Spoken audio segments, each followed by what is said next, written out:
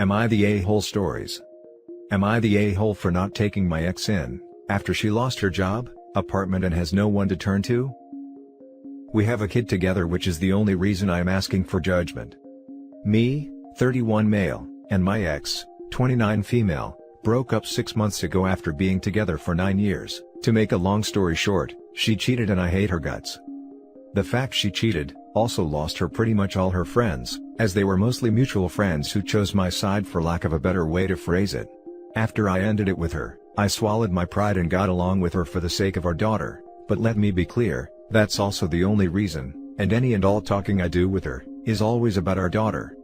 I also need to clarify that she has no family to turn to, and the guy she cheated with was a one-night stand, so nothing there either. Which is undoubtedly why she came to me. When she came to drop of our daughter, 50-50 custody, she also arrived with a couple of suitcases in tow. When I asked her if she was moving, she immediately started telling me what had happened. She got fired last week, her lease had ran out and would not be renewed. Apparently the owner's son was going to live there and she only has savings to last her a few weeks if she gets a cheap hotel, and with the economy right now, she can forget about getting a job in her field anytime soon, and the rent prices are high as hell here. And that's on the off chance you can even find a place to begin with.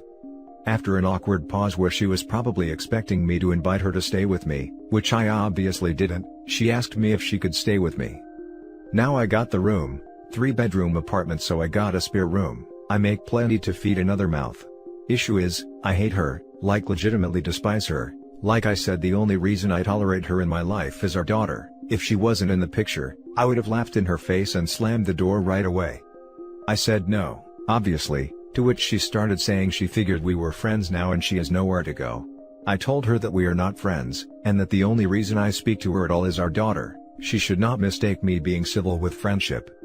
She started crying and pretty much begging. I lost my crap, told her the fact she had the guts to ask to live with me after everything she did is literally testament to the piece of crap she is, and told her she'd better get a job and a place since I am not leaving our daughter with her in a crappy hotel room, and close the door. Now here is the thing, at the end of the day she is the mother of my daughter, so I feel responsible and sort of guilty despite the fact I hate her, so I wanted the judgment of strangers on the internet. Well, here I am. Now for the top judgments. Not the a-hole. I don't actually blame her for asking if she was truly desperate, but expecting you to say yes to the point of bringing along suitcases? She should have known better. Honestly, I can't fathom how she figured I'd say yes. Probably hoping to get you to agree out of awkwardness, or something of the like. Not the a-hole. She made her bed. It is rough that the daughter has to realize her mom is not stable, but it's the truth, and the toxic environment that would result in someone you hate living under your roof would be unhealthy for her. And given my ex spends all her free time at home, that means I'd never be rid of her even for a moment until she gets a job either. You just know she'd milk that for everything she could too. A few days turns into a few weeks, then a few months, then it's, how dare you try to kick me out, we could be a family again. How could you break the family up? How could you do this to your daughter, etc., etc. Not the a-hole. Cheaters get what comes to them. I suggest you go through the courts and fight for full custody of your daughter. Keep her safe. Your ex can get her stuff together while you keep the baby in a stable situation. Or not. Either way, it's not your responsibility to take care of your ex, just because she's the mother of your child. Your responsibility is to your daughter and they are not a package deal. WTF. By the way, I am a mother who co-parented for 18 years. It's not easy, but it's not impossible either. Put those healthy boundaries up ASAP, and build stability for your daughter. Good luck. If she does not get a stable living and work situation, I am going to sue for full custody, of course. Now for the second story. Am I the a-hole for refusing to let my sister-in-law move into my home temporarily? My husband is deployed, and has been for almost 11 months. We have a 3-year-old daughter and a 14-month-old son. My sister-in-law, 43, has an 11-year-old daughter who she allows to run amok. Last month, she asked her best friend to move in with her to help pay bills, and this sparked an affair between her husband and said friend. I feel bad for her, I truly do. But there are many reasons why I don't want her to move in. The biggest one, she now calls me to tell me all the time that men are pigs, and that my husband is probably cheating on me. Mind you, this is her brother. She doesn't have a job and refuses to get one. She has not worked in 16 years. Her daughter has literally no discipline, and every time they have visited, she has left my home in complete shambles with my kids' toys broken and destroyed. Her daughter also lies like a rug and she laughs it off and says that it isn't a big deal. Example, her daughter drew all over my spreadsheet for work that was completely finished, and due the very next morning. I didn't have time to make another one and had to spend several hours trying to use whiteout. She even wrote her name on it. The kid outright denied it and tried blaming my oldest, who only scribbles. Her mom said, she said she didn't do it, and I'm not going to break her spirits simply because she drew on something. Put your stuff up for safekeeping next time you invite us for a visit. I did not invite her. She showed up unannounced. She always says things like, "What are you getting your favorite sister-in-law for her birthday?" or, "Since you love me so much, you should buy me this." Anyways, I just can't do it. So, she asked last week, or rather told me, "Well, it's final. Greg and I are over. Teresa and I are going to come crash at your place." Literally like an outright demand, as if I owe her. So I said, "No, you're not." She freaked out and asked me why, and I was completely honest with her, down to every last detail. I simply don't have enough patience and I don't want her in my house while I am not there to make sure her daughter doesn't destroy my house. My husband called and I told him what happened. He said, "You told her no, right?" So he's 100% behind me on this one.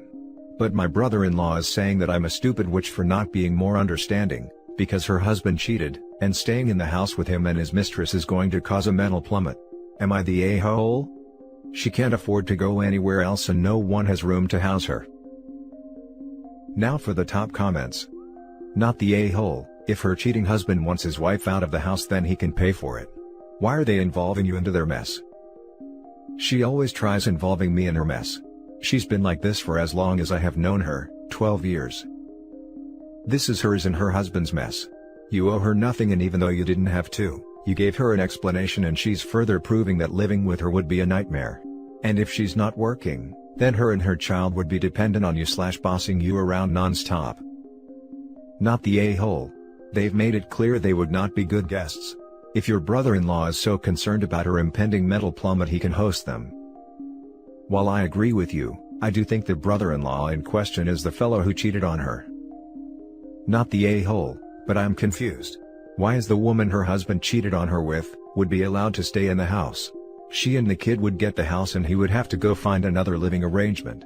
If she leaves, it's very unlikely she would get it in the divorce. I would recommend she stayed and kicked him out. I recommended the same thing, but apparently her husband refuses to leave and the mistress has taken over the bedroom. He says that since he has been supporting her for 16 years and she hasn't paid for literally anything, that he is not obligated to leave because it's his house. Her name isn't on it and he made her sign a prenup upon marriage. So essentially, she will get nothing in this divorce. Now for the last story. Am I the a-hole for living with my grandma at 31, and telling people to shut the F up when they tell me to get a real job? I always considered my grandparents my parents. My grandpa passed in January. I had been working at the same store since a teenager. I made a pretty decent wage since I had 14 years of raises, but I hated it. It was really taking a toll on my mental health, and after my grandpa passed, it just made everything worse. My grandma was also not doing well. She has always had an extreme fear of being alone and was grieving her husband she had spent 64 years with. I was spending as much time with her as possible and trying to cheer her up. Then when the virus hit, I started worrying about catching and giving it to her. We decided I would quit, I would move in with her. Then she wouldn't have to be alone and I wouldn't have to have a job I hate. This has worked out well for us. Both of our mental health has improved. This has also given me the time and energy to start taking college classes online. Ever since my mom found I quit and moved in with my grandma, she has been spamming me, calling me a loser and a deadbeat. I blocked her, so she calls my grandma and makes her cry. She tells her she's holding me back by letting me live with her, that I'm an embarrassment to the family. She also told her I'm being guilt-tripped into it. Not true. My grandma blocked her, now she recruits neighbors to pry.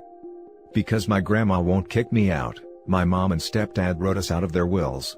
Now if something happens to them, neither of us get my siblings, because according to my mom and stepdad, they will grow up to be a loser like me. This has completely devastated my grandma and she worries what will happen to them. She also now fears they are right, and that she is holding me back from having a better life, and that I don't actually want to be here. Now my grandma says everyone will benefit if she is gone. I could have the house to myself or rent it out or sell it, then not have to worry about money. Go to a good university instead of a community college. She thinks if I go to a better school, I will get a better job and this will impress my mom and stepdad and they will let me have the kids. I don't want my grandma going anywhere. This is her home, she took me in when I was a kid. She was there for me, I have no problem being here for her. I still have some income from other work. I have no debt. I may not have a 401k or something, but I do have a good bit of money saved up. Everyone else seems to think there is a problem. But my only problem is nosy neighbors and my other family members prying into my life. Now, when my mom has someone else call me or my grandma, I tell them to shut the F up and mind their own damn business. Some of these people have complained to my mom and stepdad that I was rude to them, but I really don't think I'm the one being an a-hole. My therapist says there is never a reason to be rude. I'm getting close to telling her to shut the F up as well. Now for the top comments. Not the a-hole. How dare you tell someone who is harassing you to shut up? Unacceptable. For real, if you're taking college classes and have enough savings to make it through COVID, I don't see a problem. If you were just chilling and bumming out, that would be different. Get that degree, get a good job and support your grandma. Sometimes I think they are jealous that I never had a real job and yet I have savings. They can't manage their money at all. Side note, you can't will your kids to someone. They certainly take your wishes into consideration, but it's not black and white like that. If something does happen to them, just make sure your ducks are in a row, and talk to whoever they willed them to. It might be that simple, or it might involve some lawyers. You got this. Not the a-hole. Your mom should mind her own business, mostly since she sounds like she was a terrible mother for you growing up. How is she supposed to know what's best when she couldn't be a good mother? I'm assuming this, because you said you always considered your grandparents your parents. For both your situations it was probably the best for you both, but with your mom harassing your grandma, I'd check to see if that's elderly abuse because she shouldn't be able to do that to an elderly woman. Also, you're going to college now and even if it's community, you can eventually transfer to a 4-year if you want to. That will open better opportunities for you. Your assumptions are right and I wish I had went to college at 18. I found I had to leave my grandparents as soon as I graduated high school or I would be a low-life burden. I ended up stuck in a rut and wasting my youth working jobs that led to nowhere. My mom is pretty well blocked now, and my grandma has been telling the neighbors they are misinformed and if they are worried about me, they can speak to me directly. Your mother has some goddamn nerve calling you a loser, when she was clearly a pretty crap mom and is now being a crap daughter. You moved in to care for your grandmother, because she was lonely and needed companionship if not physical help. That's a kind and selfless thing, even if you are also happier there. And I'm guessing your mother had something to do with you feeling like you'd be a burden if you stayed with your grandparents while going to school at 18? Stop listening to your mother. She's not a good person, she doesn't give good advice, and she's the one holding you back and being unsupportive. Your grandmother is the greatest of all time, and please tell her we all say so. She's starting to sound depressed and that's concerning, and maybe hearing that everyone on the internet thinks she's great will help. Not the a-hole. I don't really understand people's objections. You're a student, a debt-free student. Not many of them about. You are also caring for your grandmother, which is a job in itself. How is your grandmother holding you back when you are now getting a degree? It sounds to me as if everyone was happy when you were slogging through your crappy job. They didn't care that you were unhappy, just that you had a job. Now that you are bettering yourself, they can't put you in that neat little box anymore, and they're freaking out. Ignore them. And get a new therapist. They didn't consider that job real. Or any of my other jobs, since I usually had more than one at a time. They would talk crap then, but not as frequently, and they weren't bothering my grandma. And that's it for this video guys. If you have thoughts to share, leave a comment below. Don't forget to hit like and subscribe if you like this content. I'll catch you in the next one. Good day everyone.